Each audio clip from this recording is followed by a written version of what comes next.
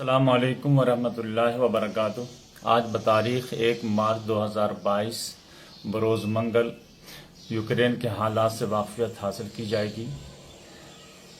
आज छठा रोज़ है कि रशिया ने यूक्रेन पर हमला कर दिया, लेकिन मामला किसी तरफ भी जाते नज़र नहीं आ रहा है और मामला धीरे धीरे और भी एक्सलेट होता चला जा रहा है।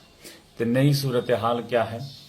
तो इसमें जंग भी जारी है और सुलह की बात भी जारी है।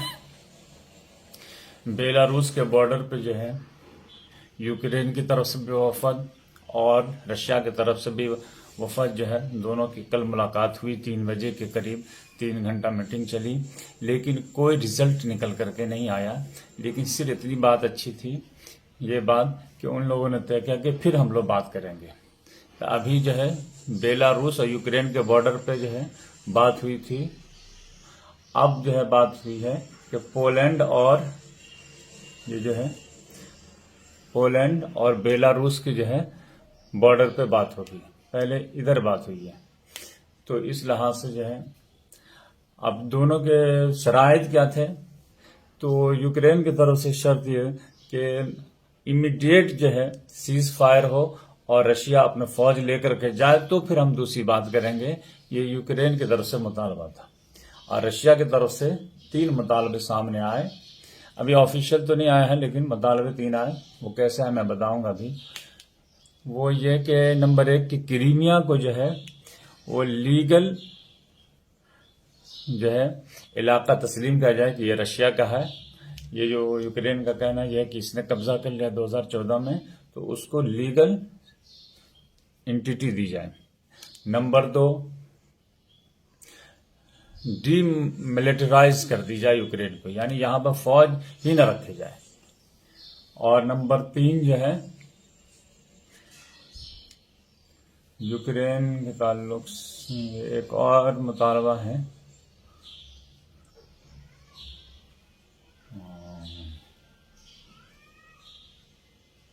हाँ, कि यूक्रेन न्यूट्रल रहे, न वेस्ट की तरफ झुका हो न ईस्ट यानी रशिया की तरफ झुका हो। तो ये तीनों बातें अब ये बात क्या कैसे निकल गई? तो फ्रांस के जो प्रेसिडेंट है इमैनुअल मैक्रोन, तो उसने यूक्रेन के प्रेसिडेंट व्लादिमीर ज़ेलेंस्की से भी बात किया और उसने रशिया के प्रेसिडेंट व्लादिमीर पुतिन से भी बात किया। और ये काफी लंबी गुफ्तगू हुई है इमैनुअल मैक्रोन की और व्लादिमीर पुतिन की। तकरीबन 90 मिनट की टेलीफोनिक कॉल हुई है। तो उसमें पुतिन ने 3 शराइत रखे थे, जो मैं आपको रखा। नंबर 1 क्रीमिया को तस्लीम किया जाए, नंबर 2 मिलिट्रीराइज किया जाए, और नंबर 3 न्यूट्रल रोल अदा करे, वो किसी की तरफ वो झुकाव न रखे। एक तो ये बात आ गई। और फिर कल यूएन के जनरल असेंबली में इसके ऊपर सीज फायर के बारे में बात हो रही थी, जहां हर देश के सरबराह वो अपना मौक़िफ़ रखते हैं और तकरीर करने का मौका मिलता है। तो यूक्रेन का जो नुमाइंदा था वो भी अपनी बात रखा और उसमें उसने बहुत इमोशनल तरीके से रखा कि एक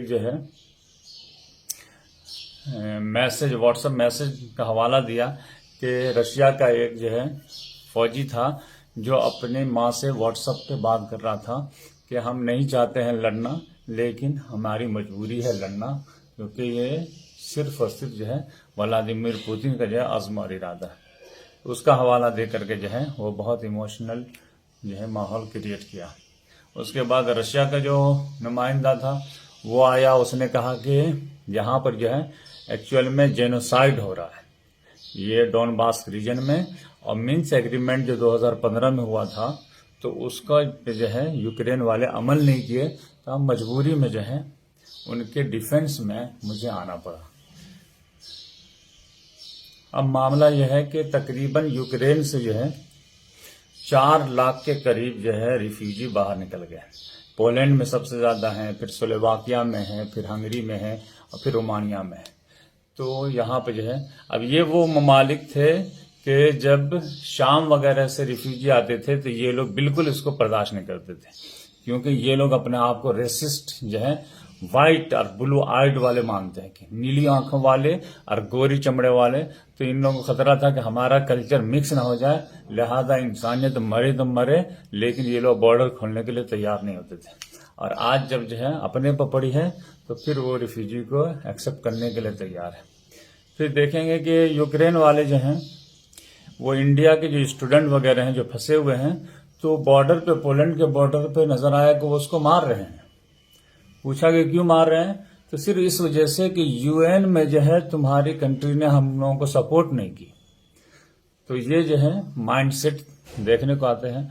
जबकि आप कह सकते हैं कि ये जो है कुछ उसके फौजी होंगे या कुछ उसके आम पब्लिक होगी, सारे लोगों को में ऐसा नहीं रहता है, लेकिन इससे माइंडसेट जो झलकता है।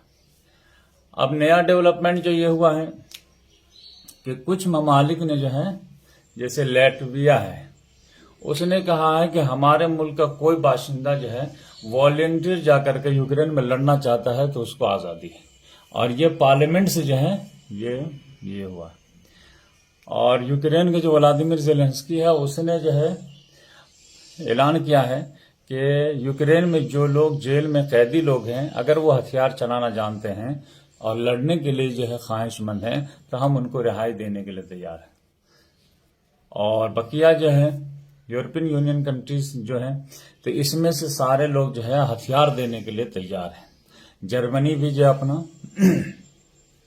जो अज़्म इरादा था हथियार के ताल्लुक से, तो उसने भी जो है उस पॉलिसी को चेंज किया है। स्वीडन का भी यह था कि कोई भी जो है जंग में मुलव्विस कंट्री को हम हथियार नहीं बेचेंगे, उसने भी अपने जो है स्टांस में चेंजेस लाए हैं कि हम देंगे। जर्मनी भी देने के लिए तैयार है। तो इस लिहाज से यूरोपियन यूनियन ने तो अब जो है फाइटर जेट देने की भी जो है बात की है। और अमेरिका बहादुर तो पैसा दे रहा। अब ये जो सैंक्शन है स्विफ्ट वगैरह का, बैंक को जो है ये करने का, कई बैंकों पे सैंक्शन है, और स्विफ्ट के जो है मैसेजिंग इससे निकाल दिया गया है।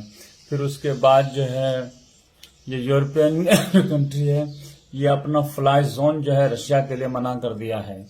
फिर जो है फीफा वर्ल्ड कप वगैरह में वाले जो है वो थोड़ी सी पाबंदी लगाए हैं। और इस तरह से जो है ट्विटर वाले, यूट्यूब वाले, गूगल वाले, ये सब भी जो है इनको रशिया को जो है सबक सिखाने की कोशिश कर रहे हैं। तो ये सारी बातें हैं। तो कल जो है रशिया का जो करेंसी है रूबल, उसमें बहुत ज्यादा गिरावट आ गई थी, तकरीबन 30% गिर गया था। यानी $1 जो है वो 100 रुपया के करीब, 95 रुपये रूबल के करीब पहुंच गया। लेकिन फिर जो है व्लादिमीर पुतिन ने थोड़ा सा जो है एक कदम उठाया कि इंटरेस्ट रेट जो है हाई कर दिया, 20% कर दिया। तो उससे जो है फिर रूबल की गिरावट में कमी आई और 30 से जो है 20 पर आ गया। यानी इंटरेस्ट ज्यादा करने का मतलब क्या है कि लोगों को कहा कि अगर आप पैसा रखते हैं तो अगर आपको पैसा रखने पे 10% जो है सूद मिलता था, इंटरेस्ट मिलता था, तो अब हम 20% देंगे। तो लालच में लोग निकालेंगे नहीं, कहेंगे रखेंगे ताकि जो है ज्यादा सूद मिले। तो रशिया के घरों का पैसा जो है बैंक में आना शुरू हो जाएगा, तो इससे जो है फायदा होगा। तो ये जो है हालात हैं। तुर्की से बार बार मुतालबा है कि ये जो है बॉस्फोरस को जो है बंद कर दी जाए रशिया के लिए। अब जो है रशिया जो है बहुत एग्रेसिव मूड में आ गया है, क्योंकि रशिया के जो है सांप दाव पे लग गई है। क्योंकि एक वर्ल्ड पावर जो है, मिलिट्री पावर उसका माना जाता था, और हर आदमी अंदाजा किए बैठा था कि अगर रशिया जो है यूक्रेन पे चढ़ाई करेगा तो मुश्किल से 2 दिन में गेम फिनिश कर देगा। लेकिन यह 6ठा दिन है और वहां की पब्लिक जो है, फौजी तो फौजी, हम पब्लिक भी लड़ने मरने के लिए तैयार है। तो उसकी वजह से उसकी दाव साग पे लग गई है। तो वो तो अब जो है न्यूक्लियर डेटरेंट को हाई अलर्ट पर रख दिया गया है, क्योंकि 1991 के बाद जो है वो जो है हाई अलर्ट को ऑफ कर दिया गया था म्यूचुअल अंडरस्टैंडिंग से अमेरिका और रशिया के दरमियान। लेकिन उसने कहा हाई अलर्ट पर रख दो और जब मैं ऑर्डर दूंगा तो उसको चला देना। तो इस वजह से दुनिया जो है बहुत ज्यादा घबरा गई है। कि पता नहीं जो है कब क्या जो है रशिया दबाव में आकर के कदम उठा दे, कोई कह नहीं सकता। तो इस लिहाज से जो है ये सूरत हाल है। तो मामला जो है खतरनाक बैड टू वर्स होता चला जा रहा है। अब देखिए कि आगे क्या हालात होते हैं। ये जो है पीस टॉक जो चालू है तो उसके जो है कुछ रिजल्ट निकल के आए, क्योंकि रशिया के खिलाफ जो है प्रोटेस्ट भी बहुत ज़्यादा हो रहे हैं, लेकिन व्लादिमीर पुतिन को सिर्फ एक प्रोटेस्ट से फ़र्क पड़ेगा मेरे हिसाब से। वो रशिया में अगर बड़ा प्रोटेस्ट शुरू हो जाता है तो ये होगा। बकिया जो है अगर मामला नॉर्मलाइज हो जाता है तो ये सैंक्शन वगैरह जो है फिर हार्ड सैंक्शन तो वो तो ख़त्म होना शुरू हो जाएंगे। फिर जो यूरोप को जो एनर्जी की भी ज़रूरत है तो उसकी वजह से मामला धीरे धीरे बहुत जल्द जो है ठीक होते चले जाएंगे। तो ये मामला ज़्यादा एस्केलेट ना हो जाए। और कल जो ये हुआ है कि पीस टॉक किसी नतीजे पे नहीं पहुंची, तो उसके बाद जो है रशिया ने अटैक तेज कर दिया है। अब मुझे बात समझ में नहीं आती है कि जो है इतना टाइम क्यों लगा, कुछ ना कुछ जो है गड़बड़ी हो गई थी। तो इसमें एक बात जो मैं पढ़ रहा था वेस्टर्न मीडिया वगैरह को, वो ये है कि रशिया ने जो है मॉडर्न वेपन को तरीके को इस्तेमाल करने के बजाय ट्रेडिशनल वॉर तरीका अपनाया है, यानी वही टैंक वगैरह लेकर के घुसना ही है वो, जिसके वजह से ये प्रॉब्लम आ रहा। जबकि क्रीमिया पे जब हमला किया था 2014 में, तो वो वेपन का जो है मॉडर्न तरीका इस्तेमाल किया था, लिहाजा वो फौरन जो है कैप्चर कर लिया था। तो अब जो है इस बार जो है व्लादिमीर पुतिन का असेसमेंट थोड़ा लगता है कि गलत हुआ है, जिसके वजह से वो डेस्परेट भी दिख रहा है। और ये मामला को वो कैसे टैकल करता है, ये मामला को उलझा देता है, पूरी एक दुनिया को जंग में मुलविस कर देता है। क्योंकि बेलारूस ने भी एक रेफरेंडम करा लिया जल्दी से कि हम न्यूक्लियर पॉलिसी को जो है चेंज कर रहे हैं, यानी न्यूक्लियर पॉलिसी को रेफरेंडम में जो है वो जो चाहता था वही उसका रिजल्ट आया कि अब रशिया जो है न्यूक्लियर इंस्टॉलमेंट जो है अगर बेलारूस चाहे तो वहां भी हथियार रख सकता है और वहां से भी वो चला सकता है। तो यूरोप के बिल्कुल करीब मामला आ जाएगा। तो ये अब देखने की बात है कि मामला किधर जाता है। जो भी हालात रहेंगे मैं इंशाल्लाह आगाह करूंगा।